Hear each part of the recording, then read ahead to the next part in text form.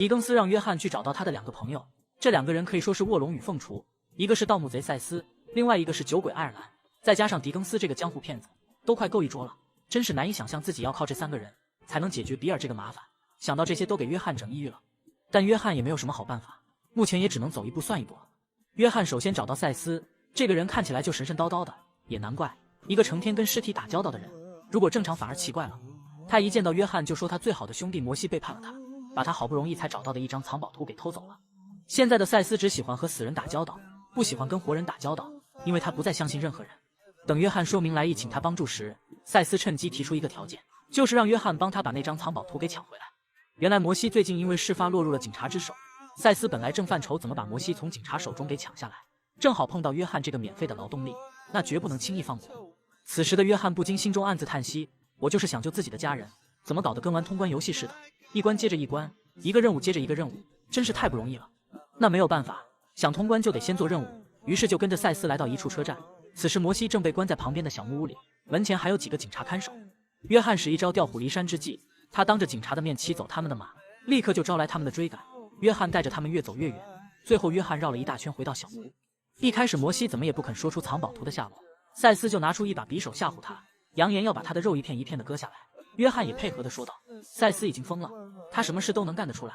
就这样在2个人一唱一和胁迫下，摩西终于说出了藏宝图的下落。赛斯向约翰表示感谢，说到时一定会尽量帮助约翰，然后就迫不及待的去找他的藏宝图了。接下来该去找酒鬼爱尔兰了。当约翰找到他的时候，他的脑袋正被人给按在了水缸里。约翰出口喝住2个人，劝他们不要搞出人命来。没想到这2个人却认为约翰在多管闲事，让他们很不爽。他们拿出匕首就想干掉约翰。见这2个人不知好歹，约翰也不再废话，直接拔出枪来让他来说话。解决掉这2个人以后，约翰开门见山向爱尔兰说明来意。爱尔兰感谢约翰的救命之恩，他保证一定能帮约翰搞到加特林机枪。接着就骑马带着约翰来到一个叫霍雅岭的地方，这个地方在荒野大镖客2里是笑狼帮的据点，而此时却被一伙矿工所占据。当然这些可不是普通的矿工，虽然他们的实力不如笑狼帮，但也绝不是吃素的，他们每一个人都是全副武装，而且人多势众，但在约翰这个西部悍匪面前都是小卡拉米。此时的约翰就如同开了挂一样，对着他们全面碾压，转眼之间就攻进了矿洞里。1代的矿洞可比2代大多了，里面四通八达，别有洞天。2代的矿洞明显就是一个阉割版。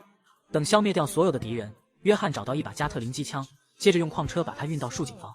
爱尔兰早就在上面等候多时了，他见了约翰就开玩笑说道，还以为要运的是你的尸体呢。约翰把加特林放在升降梯里，爱尔兰在上面操作，把约翰和加特林一同给运了上来，然后爱尔兰驾驶着马车把加特林给运了回去。搞定了重型武器，约翰再一次找到赛斯，没想到赛斯又提出让约翰跟他一起去寻找藏宝图上的财宝。这些年赛斯一直心心念念的就是这些财宝，并且为此变得神神叨叨的，看来不帮他找到这些财宝，他也不可能真心帮助自己。想到这里，约翰就答应了他这个请求。根据藏宝图上的线索，那些财宝是藏在一所废弃的大房子里，现在这所大房子被一伙匪徒所占据，见有人侵犯他们的领地，他们直接开枪驱赶敌人。既然这伙贼人不识好歹，那么约翰也不再客气。经过了一场不那么激烈的战斗，约翰2个人顺利的来到了大房子里。赛斯终于找到了他心心念念的宝藏，万万没有想到的是，等打开箱子，里面却只有一只玻璃材质的假眼珠。